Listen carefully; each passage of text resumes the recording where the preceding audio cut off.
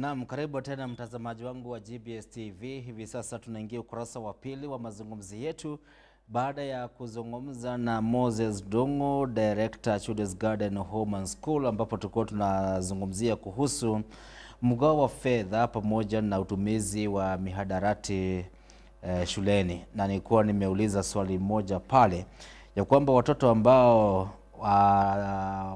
ripoti inaonyesha kwamba asilimia ya 45 ya wanafunzi wanatumia dawa za kulevya. Hao ndio tu tunalipa school fees wasome. Na wakati huu ni wakati wa kuzungumzia masuala ya kitaifa, masuala ambayo yanahusiana na siasa. Kwa hivyo kama wewe ni mpenzi wa siasa, karibu, wakati ni wako, zamu ni yako hivi sasa. Kisha na maana na kupeleka hadi kule Kakamega County, Ingote Ward, ambapo tunakutana na mheshimiwa Daktari Mr. Samuel Frank Safu ambaye anatupambia mazungumzo haya. Kumbuka tunasema kwamba GBS TV Jumatatu palipo mjadala wa leo na mwelekeo wa kesho. Good morning, sir. Good morning to you, sir. How are you? I'm very fine. I can hear your voice. You sound powerful. I can get you, my brother. How have you been? Oh, very fine, doing well, just busy here and there. Yes. Farming. Oh, you're farming? Yes. I'm deep into it. Kwa sasa unalipa nini mheshimiwa? Ninatengeneza shamba kwa ajili ya mahindi, maharagwe, na pia nimepanda miwa kiasi ya haja. Okay. Yes. Nilikuwa nadhani unavuna niteremke hapo Kakamega. Ama nipande? Tulivuna, watu vuna mwezi wa 7, wa 8, wa 9. So, sasa tuko na mahindi tayari, ukija utakula mahindi, huwezi kosa mahindi. Haya, asante mheshimiwa. Yes. Ni kupatia dakika moja uweze kuwasabahi wale ambao wanatutazama katika sehemu tofauti. Karibu mhesh.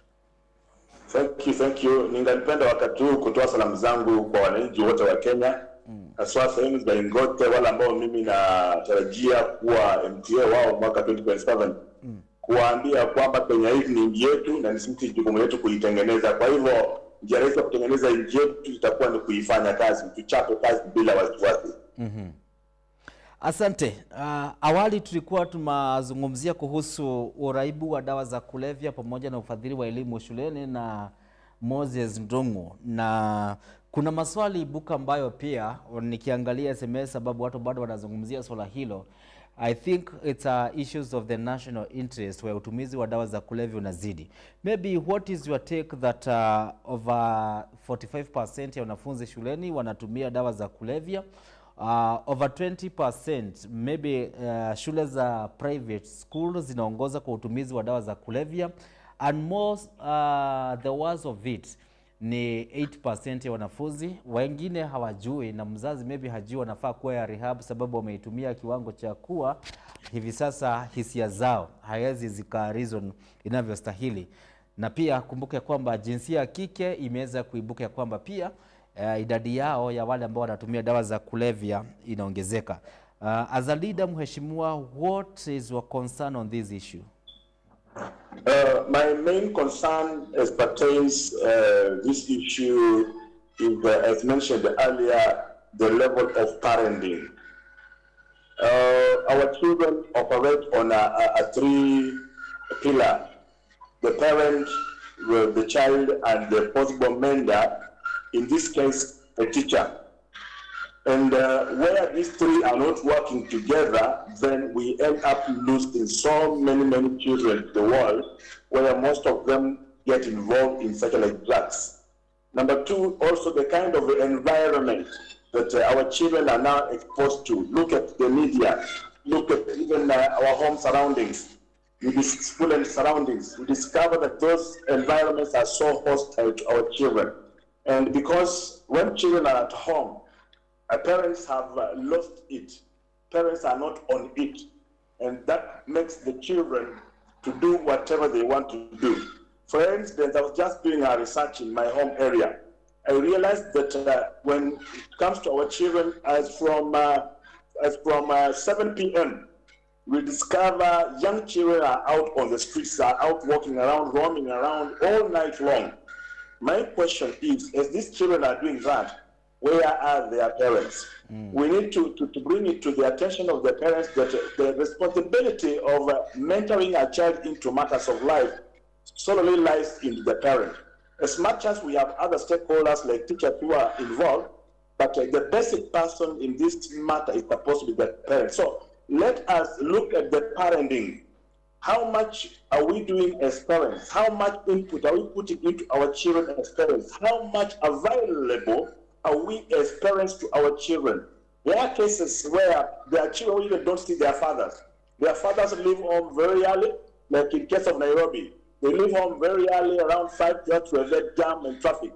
And then they come back home again at night, maybe around 10 p.m. So these children don't have a chance with their parents. So I want to commend the CBC program somehow because it is pulling children towards their parents. As much as people are opposing it, it's a good tool that can help us to rectify this particular problem. So my prayer is that the factor of parenting takes control of everything so that we can be able to direct our children into the right direction. Thank you very much, Mheshimiwa. And now back to our conversation today. For the last 1 year, Mheshimiwa, we have been campaigning for African Union position. We had invested our money, our resources, our time, our focus. But at the end of the day, we have to accept ya kwamba tumepoteza. Mheshimiwa, I would wish maybe to know what is our take that we have lost.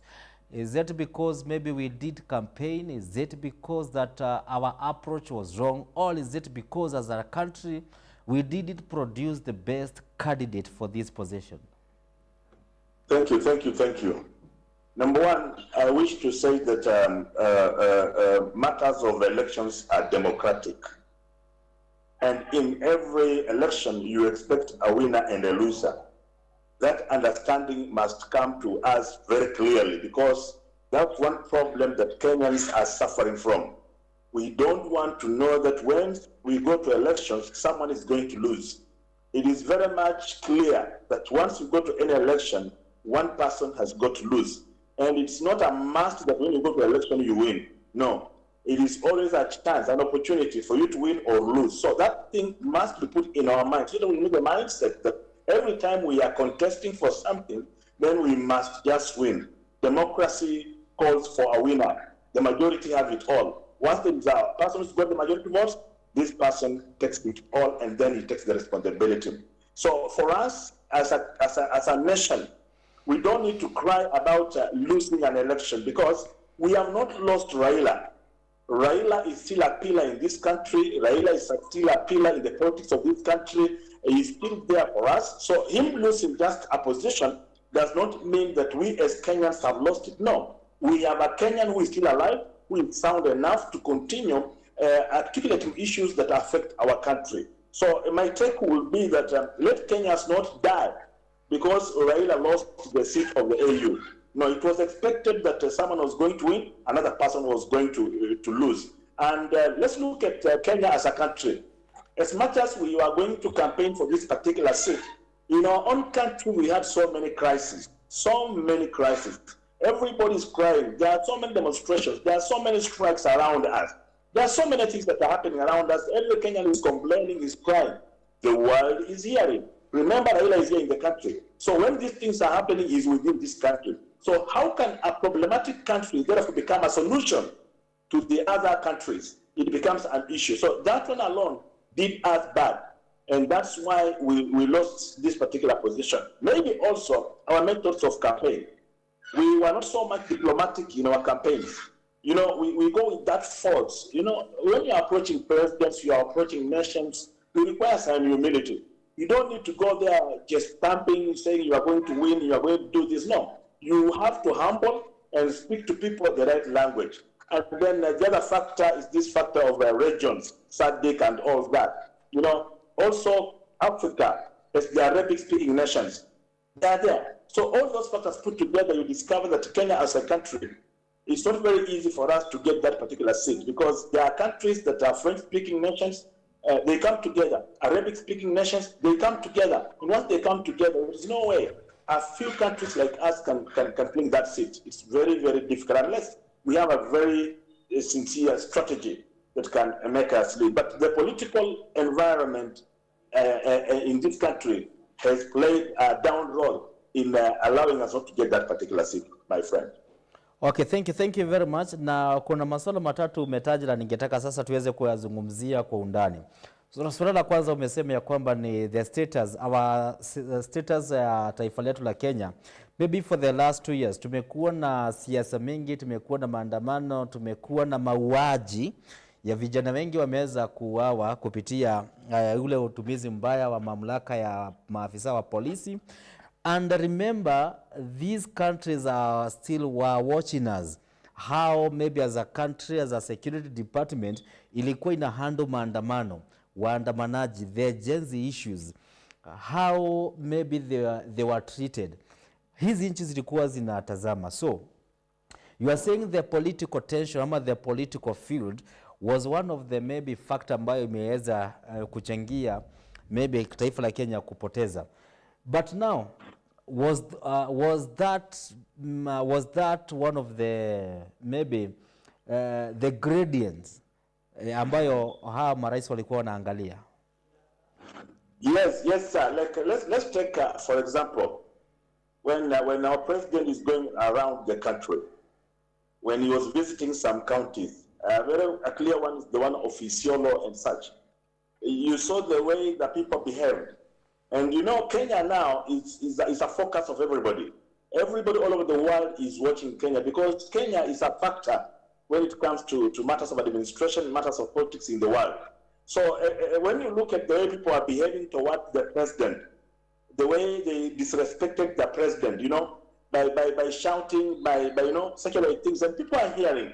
Now tell me, the president is going to talk to his fellow presidents outside there, tell them now, we want you to vote for us.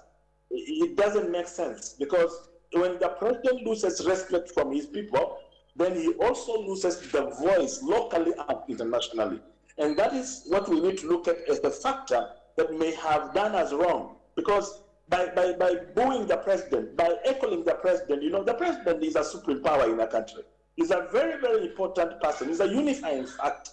Where you find that some citizens going up against the president and speaking very bad things, which are in the social media, then that one alone internationally, it does not do us good at all. So it is true that the political environment in this country contributed about 70% to the failure of our candidate, Honorable Raila Amolo Odinga. Okay, thank you. Ningetaka pia ndio tumalize hili swala la siasa na the character ya Wakenya wenyewe. I think kuna wale ambao tulisikia wakisemea kwamba some Kenyans taking sourcing contact from the foreign affairs ministers, they send SMS, they share, please don't vote for this person, don't vote for Raila, you African nations, don't vote for Raila Odinga. Maybe the anguishes of Kenyans, can we say maybe at some point that the head of the state has decided to listen maybe to what it has been perceived that Kenyans were not comfortable with Raila Odinga? Maybe can the outcry of the resident, of the citizen, hearken to the head of the state? It is also possible because look at it from this perspective. First of all, will we say that that is an indiscipline of Kenyans of the highest order? Of course it is, because this is a diplomatic position. This is a position that requires calmness. It's not a position that requires the normal noise we normally make politically in this country. It doesn't call for those excitements that we normally have in our own country. That's a very diplomatic position, and it requires a sober approach. That everything we do in terms of such an exit, let people look at us as very humble people, as people who are sober. But the way we behave, look at it. Thousands of people had to travel all the way to Addis just for the purposes of cheering and encouraging that Raila has got to win. No, you know, they didn't add any vote at all. They just went there when they did not contribute any vote to Raila at all. The only way we would have gotten these votes is by the diplomats of this country talking to other diplomats of other countries. Not us making noise, shouting everywhere, going to the other country, running everywhere, sitting in hotels, eating, behaving like we are uncivilized. Satellite things definitely, when it comes to satellite state, will affect. And that's why we are saying that our behavior as a nation, we need to adjust ourselves. We need to understand at what time are we behaving in that manner of rowdiness, vulgarism, and at what time are we supposed to behave diplomatically? Especially in this context, Kenyans were supposed to be diplomatic in everything. But they present themselves as a honorable people to the world. But the world looked at us and wondered, what type of people are these? What type of leadership is this?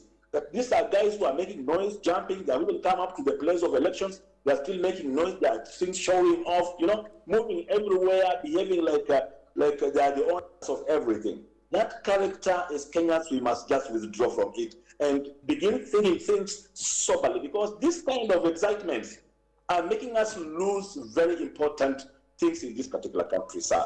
Thank you. I don't know whether I will be ready to use the word broker. Ya kwamba the broker of this position of AU is President William Ruto, and the sponsor of his campaign still is Mheshimiwa William Ruto. You want to tell me that him himself don't know that kubeba watu 187, where the Djibouti, a very humble guy, just came with only 5 by the members, less than 10 people. So you want to tell me maybe the president of Kenya doesn't understand that? No, the president knows, but the president cannot stop other citizens from acting their freedom. The president, he did his part.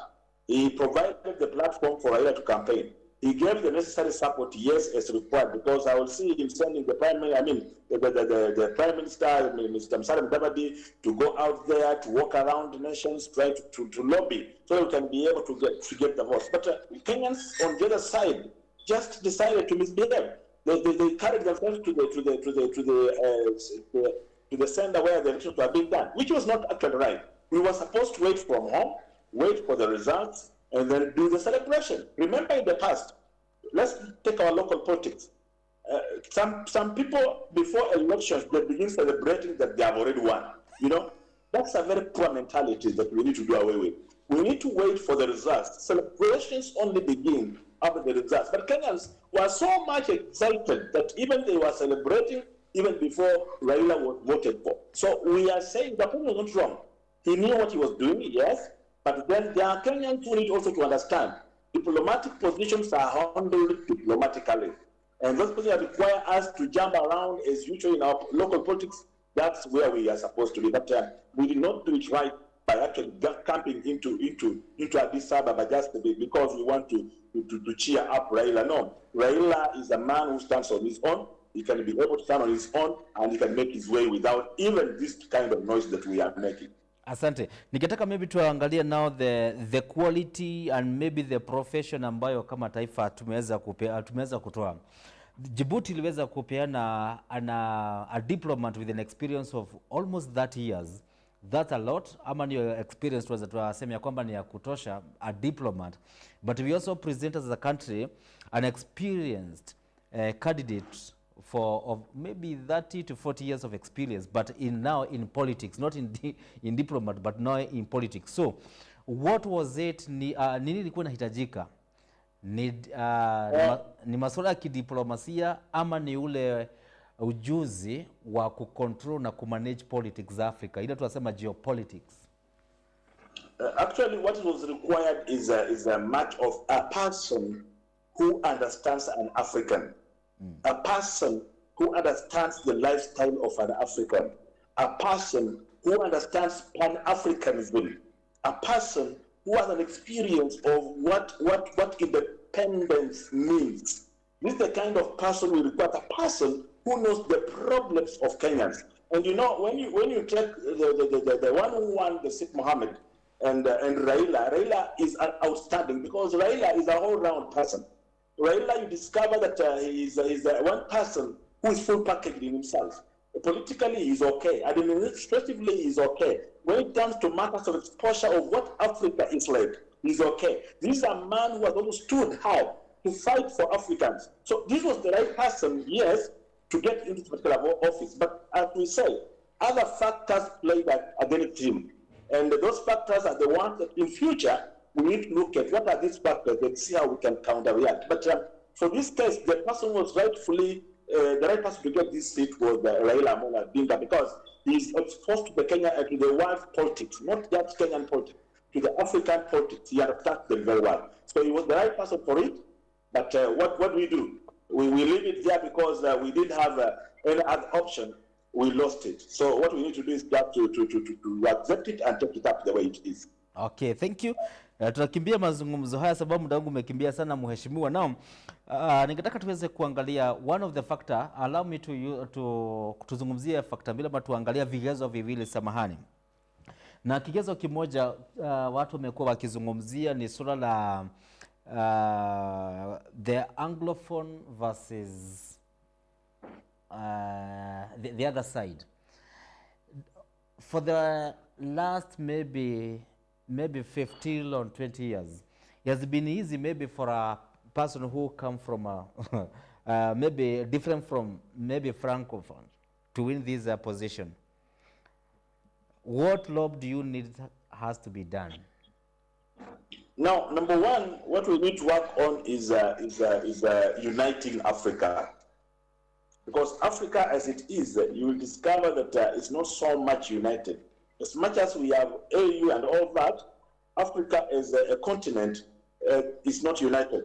So if the leader who has been elected has the goodwill for this continent, then what he needs to focus on is uniting Africa as a continent, understanding the problems that are affecting each and every country, and then coming up with solutions that can bring about unity. Look at the issue of DRC right now.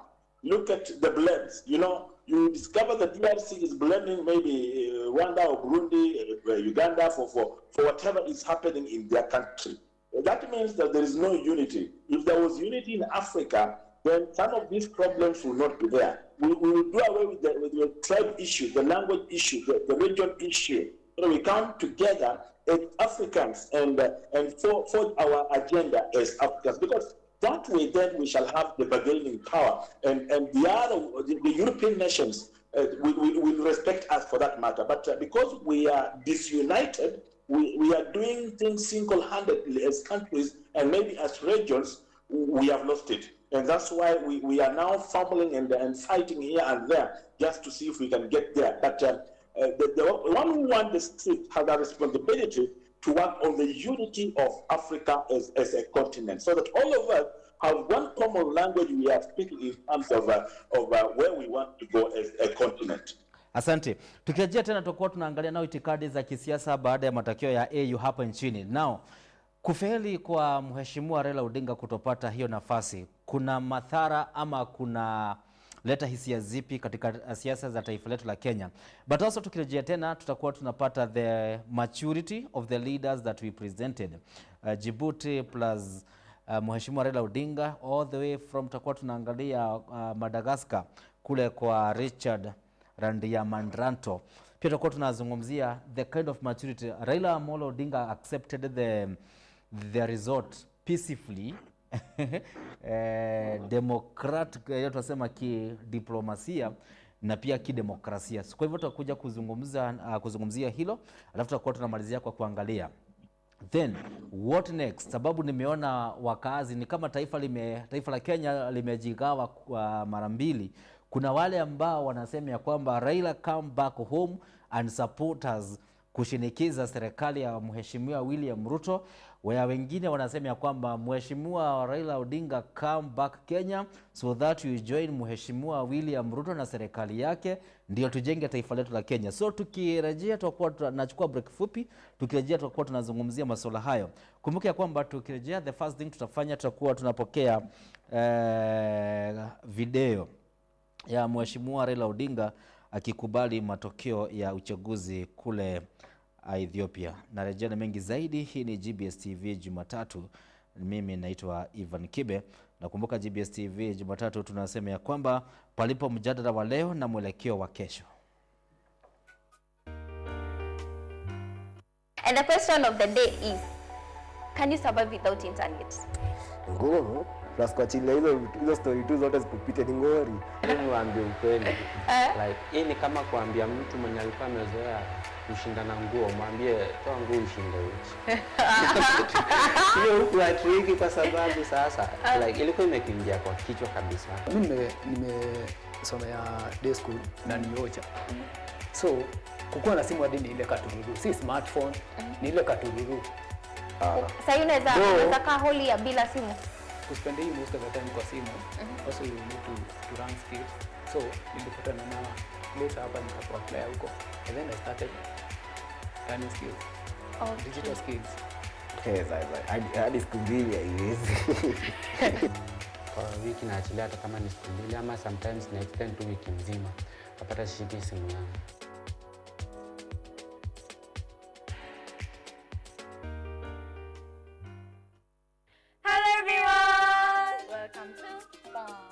Fun. And the hyenas were there. They wanted to snatch the baby and tear that baby in pieces and eat. Today, we're going to make a cactus in a pot.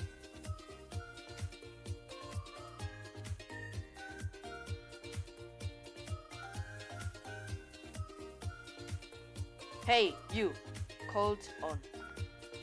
Are you biting your thumb at me?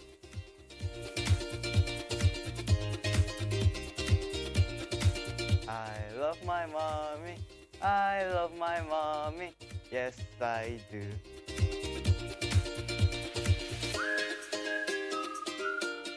Are you going to show love to your friend?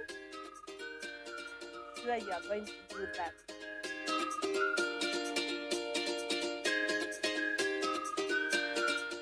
Friends, until next time, bye!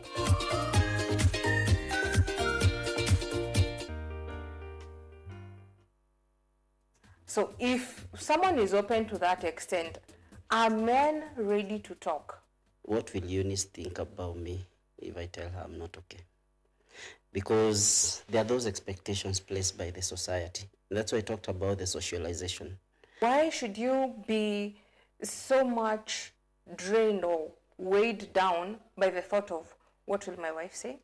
What will people say? You get to know that, yes, I'm a man, but before I'm a man, I'm a human being. And as a human being, I have feelings and I have emotions, just like a woman. We are having the second lady of the country who is advocating so much about the boy child in very different ways. And letting it out is not umama. And also don't let people place value on you. You're the one who defines your value. It is men who are bringing all this to themselves. Because if we can maybe track it back, who said, the question I ask, who said men should not cry? Who said men should?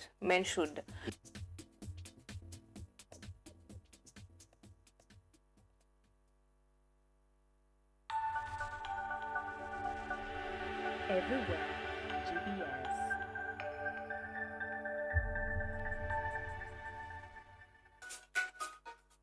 Naam, karibu tena mtazamaji wangu wa GBS TV. Nilikuwa nimesema kwamba tukirejea tena tutakuwa tunaangalia the maturity ya leaders ambao walikuwa wanawania nafasi hii. Now, mwelekezi wangu kama uko tayari tupatie sauti ya Mheshimiwa Raila Amolo Odinga akiconcede defeat. Africa Hall, where leaders of the African continent have gathered today to elect a new leader who is going to take over from the outgoing leader. I had offered myself as a candidate, and over the last few months I've run around the continent talking to leadership of the continent, canvassing for their votes. Today they have expressed themselves, and as it is now, we did not succeed.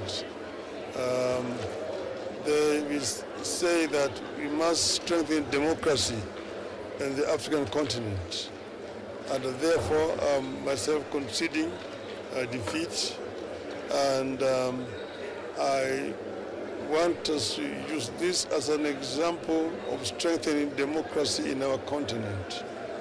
Therefore, want to wish my competitor,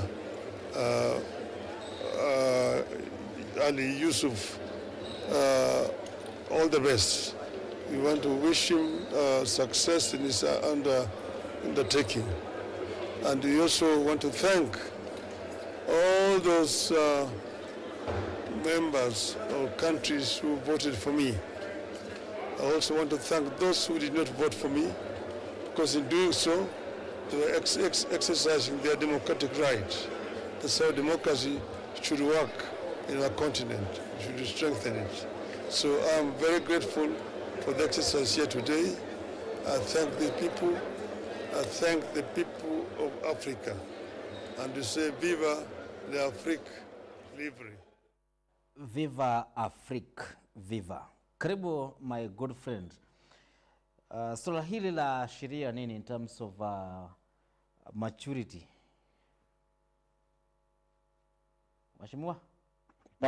Yes? Karibu. Yeah, you know, one thing of democracy, it is a very simple way that we can use to check the maturity of a person. But looking at all the people who are contesting for this particular seat, you look at all their representations, you see some sense of maturity in them. But we want to echo Raila, because immediately after he discovered that he has crossed the seat, he brought out the maturity that speaks to Africa. And as he said, it is a measure that is going to be used as an example to show the importance of democracy, to show how mature we are in matters of democracy. If that also can be brought back to our country, then we can be moving forward in the right direction. Because what we require is maturity. As I said earlier, anything that is elective, you expect that someone is going to lose. That should be the mentality, that should be the mindset that we, as Africans, we must have, so that when we are going for any kind of elections, if we know that elections are going to be fair and there is justice being practiced, then immediately we discover that we need to concede defeat so that we allow whoever has been elected to proceed. So I want to comment that Raila in this context showed a lot of maturity. I know, as usual, Kenyans were giving some comments. By the way, some of these comments were so undoing. You will hear Kenyans say that, okay, we know if Raila is defeated, he's going to cause demonstrations. There are so many negative comments from our own citizens who, instead of rallying behind our own person, we were giving very, very funny comments, and those comments are not very good.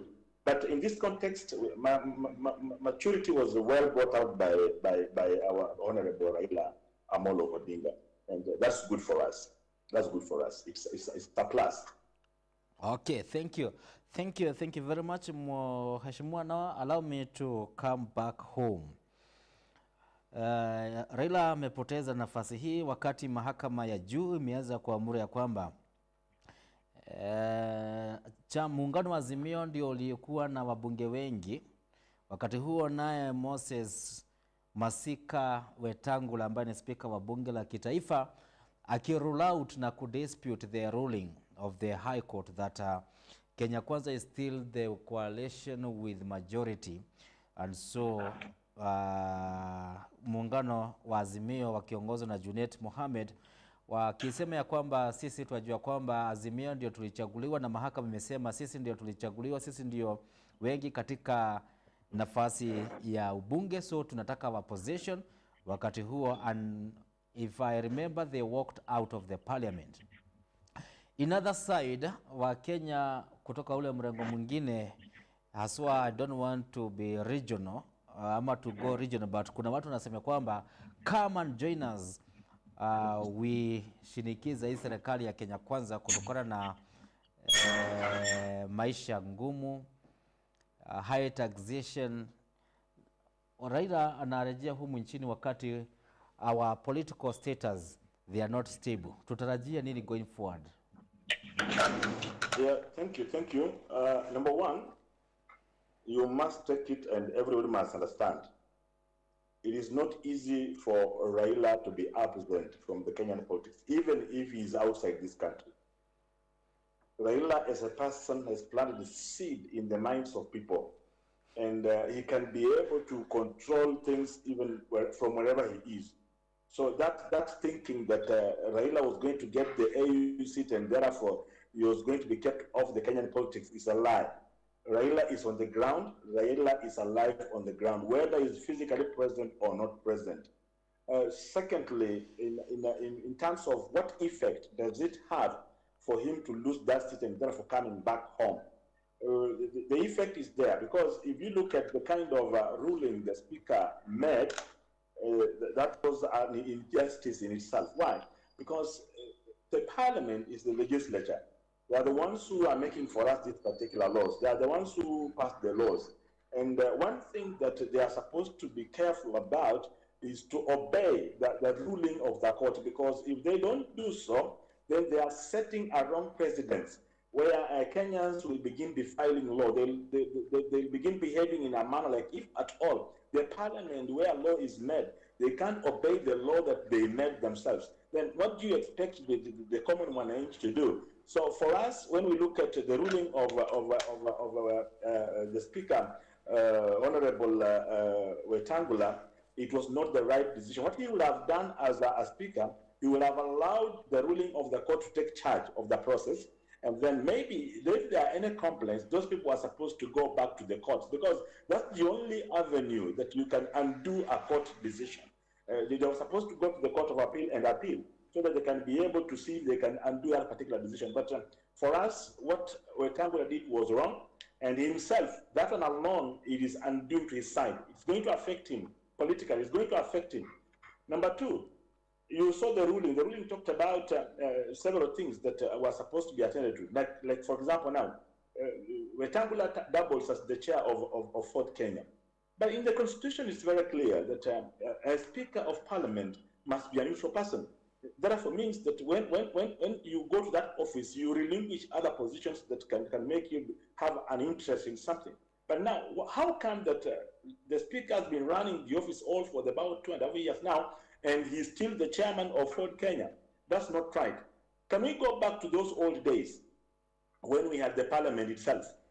I want to repeat this again and again, where we have the opposers and we have the proposers, where once someone has been elected as a speaker, he steps down on any other responsibility and becomes neutral, so they can be able to manage the parliament. Okay, asante sana mheshimiwa. Kumbuka effectively. But as it is at now, you can believe me, things are not going to be right from the president, because they are away, and therefore you'll have an easy time. But the coming back of Raila on board in present and physically, believe me, it's so challenging, and especially with the kind of ruling the speaker is making, they are going to create a platform for Raila.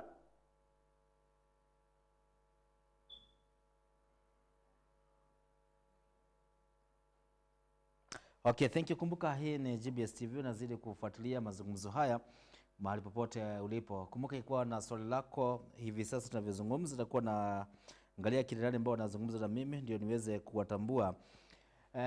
Mheshimiwa, kama bado unanipata, ningetaka tuweze kuzungumzia there is a political statement ambayo ilitolewa, na yule alitoa ile statement is not just a leader, is some of those leaders in Azimio la Umoja who is who, ambayo alisema ya kwamba tunaanza one. That's a political statement. Now the problem is si ku start from one. The issue is statement ilitoka kwa nani? Karibu mheshimiwa, tunaanza square one. Politically hii inamaanisha nini? As it was mentioned, it means that the battles we had at the beginning of the year, fighting again for majority leadership and all that, is what they want to engage in as of now, meaning that the parliament will not do anything meaningful. What the opposition are going to do is to oppose things, to cause confusion in parliament, so that whatever bills that are supposed to affect the common mwananchi are not going to be handled at all. And that's what we are going to be doing, confusing, bring confusion, marching out of the parliament, leaving the parliament, not discussing matters that are affecting common manage. And that's where they started when they were being inaugurated the office. They started with that kind of war, battles in parliament. And that's what expected from now onwards. We are going to have a lot of noise in parliament because even Junet mentioned it, it's going to be messy. At one point, Wetangula himself mentioned it, it was going to be messy. But now Junet has mentioned it and said, on the side of the opposition, it's going to be messy, meaning that nothing of substance is going to be discussed in parliament. They're going to cause confusion. And now that they know they are the majority, it's going to be more worse. Okay, thank you. Now, tuende kwa political formation. Hizi political formation ambazo huenda tunaanza kuziona zinawadia wakati baadhi ya wajumbe ambao walikuwa ama baadhi ya seneta ambao walikuwa wanaegemea katika mrengo wa Kenya Kwanza. I'm talking about Senator wa Murang'a Joe Nyoto. I'm talking about Senator wa Kiambu Karogo Wathang'wa. I'm talking about Senator from Kirinyaga waliweza kutolewa na Senator Medho waliweza kutolewa katika nafasi zao za wenyekiti katika kamati za bunge. So the formation na hizi nitty-gritties ambazo zimeweza kuchipuka kisiasa, mwananchi atarajie nini? First of all, let's understand this, that our Senate and our Parliament are captives of the executive. They are captives of the executive. Because if someone is a senator and is in the Senate, there are positions that they qualify to get. Someone who was brought in by Gachagua or whichever it is, Gachagua is the only one who was impeached. Why should they go ahead and then begin removing those people who are supporting Gachagua? And yet those are members of the Senate, they are members of the Parliament. They qualify for those particular positions. It means that our country, the Senate and the Parliament, are captives of the executive. They do what the executive wants. It is wrong to remove someone from position just because he's supporting another person. This is a Kenyan who qualified to be a senator, who qualified to be an MP, and they have roles they are supposed to play to us. What does the law say? The law does not say that a person who is supporting so and so will hold this particular office. No. The law is very clear that a member who has been elected on the side of the majority will hold this position. The one who has been elected on the side of the minority will hold these particular positions. Let us go for that. We don't need these party things that are going in Parliament, are going to Senate. They are destroying our democracy. They are destroying our rights. Because every senator has a right, as guided by the standing orders of the Senate and the Parliament, they have a right to occupy those particular positions as long as it is defined and guided by the law. So let us not go in this direction we are going into. Can we have a Parliament and a Senate that is independent, that is neutral, that is doing things independently without being manipulated by the executive? You see, this mess we are in is because we are using parties to give positions. Instead of choosing people depending on their capacities as guided by the law, we are going to give position depending on the party and the leader of the party. This is very wrong. And as we move forward, this is something that Kenyans need to fight for. Democracy is about allowing people to get what they are supposed to get, getting their rightful share. Remember, we have even rights of office. They are there. So, my brother, this country, if we have got to be safe from this kind of captivity, then it means that we have got to look at our constitution again and do some amendments on matters of legislation who are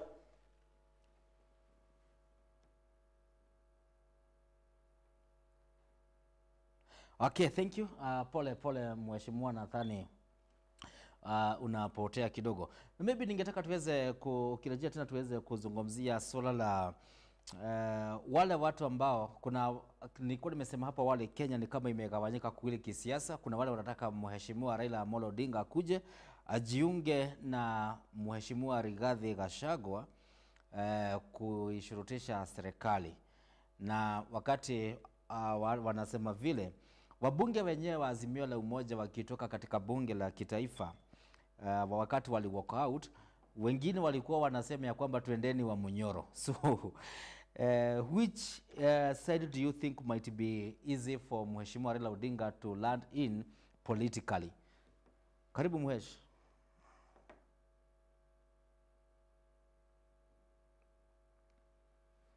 Yes Mhesh. Okay, inaonekana tumeanza kumpoteza kwa muda. Kwa hivyo wakati huo nataka nichukue break ya dakika 2. Okay, thank you. Lakini kwanza tupokee break fupi, tulejane mengi zaidi.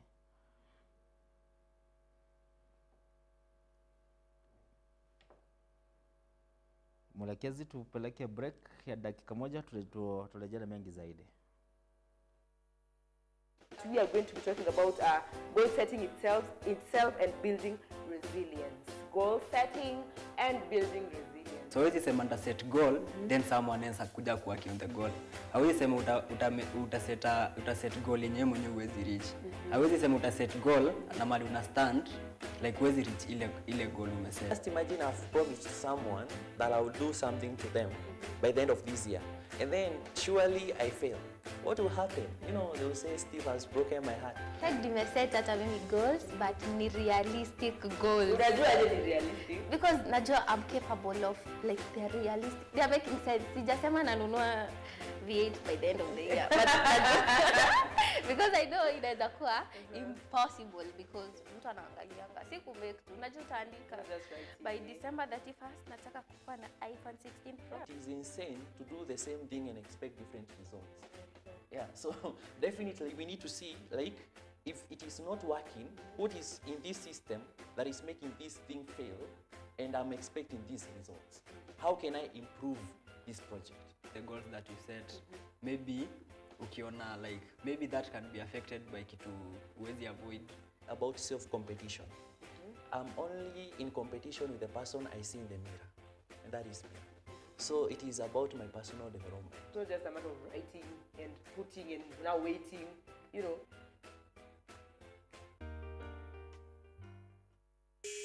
What is always before you but can't be seen? Kudiscover talent. Kudiscover. Ulijuangaje like unaweza imba, like yeah. Kini Trace Jumi Kipchoge kwa ngoma na mfala wananidis na wanabonga kwa ngoma, mafanjo wananipenda ndo nazidi kwa roga, wenye walenjaribu mazee walishachoka na nikozabe meditation naendelesha generation niliofanya kalki. Wewe at 1 year old ulikuwa unafanya nini? You're feeling the vibe. Ulitoa a few days ago, unaweza taka utuambie like ulikuwa unafikiria nini when you came up with the lyrics? Yeah. So I'm doing my thing. Don't try and stop me when I'm doing my thing. I'm tryna boss, let me do my thing. And if you're tryna win, you can be on my team. Yeah, so I'm doing my thing. Don't try and stop me when I'm doing my thing. I'm tryna boss, let me do my thing. You feel like you're young at heart, I'm an old soul. If you could only listen to one singer or band for the rest of your life, who will you choose?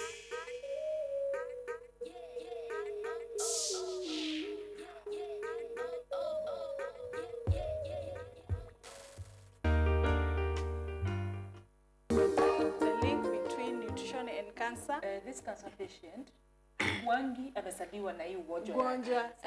Isn't it? How should cancer patient eat? I always say let's think twice before you put whatever you are putting in your mouth. Unapata mtu amepika chai kwa nyumba, ameiweka thermos gapi? 3 for the whole day. The diet, if I want to maintain, kuna ya mtoto na ya mtu mkubwa, or is the same? Go and cook your vegetables. Kuna boga mingi sana. Don't overcook them.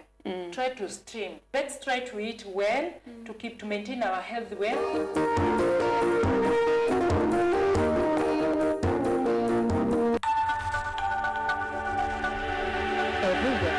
GBS.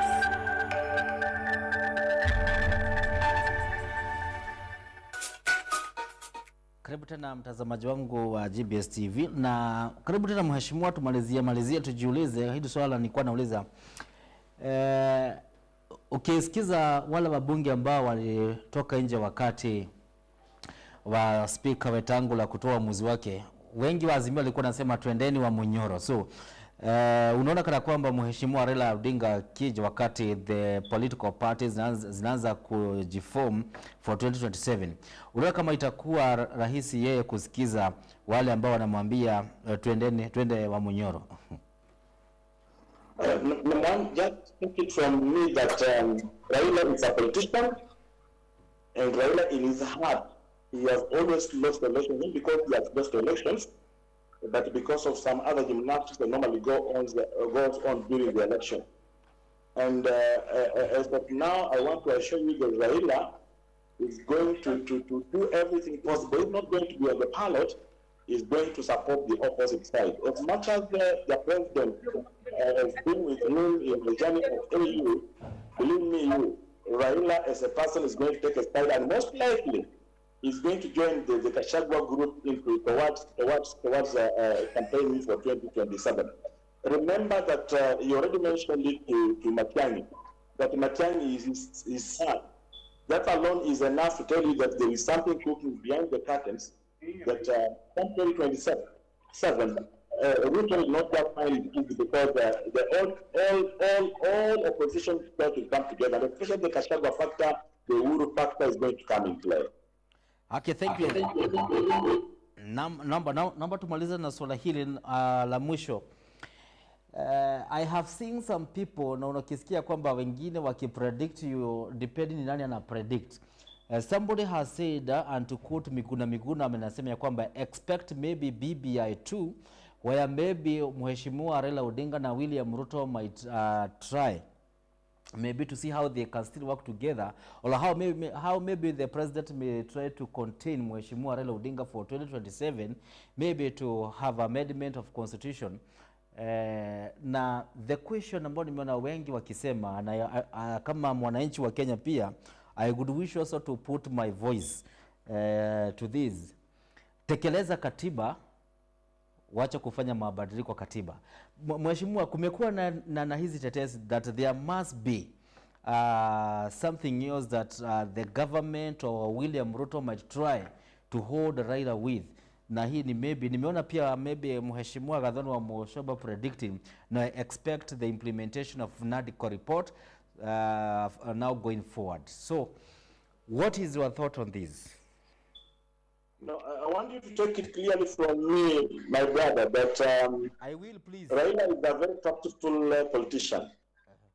Raila knows how to survive. Raila knows how to play his game safe. For Raila to go to get together with the president does not mean that he's in his pocket. What Raila did, he just wanted to calm down the country because the country was boiling. The country was hot. Things were not going right. So as a human being who is humorous, he decided to come to the president so they can work together. But believe me, they are going to be together up to 2026. Towards the end of it, Raila will sneak out and will begin now joining a promotion that's going to walk Kenya towards the election. So let someone not lie to us that Raila is going to help even the president to amend the constitution. If there is any amendment to be done, then it's going to be the amendment of the BBI. You remember we had the BBI. The BBI was talking about some amendments of the constitution. I know if there is anything Raila will be for, then there are the amendments that were stipulated in the BBI. And as for now, don't ever imagine at one point that Raila will work with President Ruto up to the end. That one is just impossible because Raila as a person also is in pain. Having lost all those elections through those awkward ways, definitely he will not just sit down and keep quiet and wait as another person goes to the field. No. He will either stand for presidency or he will have to endorse somebody to stand for presidency. Believe me. In 1 minute tumalize, which do you think will be easy? Yeah, awanie tena mara sita ama back somebody? No, the easiest way for him is to endorse somebody. Okay. That's the easiest way for him because if he has to go it himself again, as a person, he doesn't have that energy of walking around the country campaigning. And also, given his history of not getting the sticks every time he's doing it, I think it will be better for him to endorse another person and support this particular person so that this particular person can carry his name to the State House. You are parting short in 30 seconds. No, for now, all we want to say that Kenyans, let's come together. We are on our own. What we need to do is to work for our own good. Whatever you can do now, the rains are just about to come. Let's move into the farms. Let's do the farming. Let's have food for our family. Because the way the government is behaving, things are going to be very tough for us. So it is important that by the end of the day, we have some bread on the table. So my advice to all Kenyans is that let us work for the good of our country, because this country belongs to us. It's not just about the leaders. It is our own country, and we have the power either to make it or destroy it. Thank you, sir. Thank you very much for making time to our GBS TV Jumatatu, mheshimiwa, na wote sitaweza kusoma SMS zenu, mdangu umeisha. Nasema kuonana tena hewani ni majali yake Mwenyezi Mungu, na asante sana kwa kuwa GBS TV Jumatatu asubuhi. Palipo mjadala wa leo na mwelekeo wa kesho. Kuonana tena hewani ni majali yake Mwenyezi Mungu. Bye bye.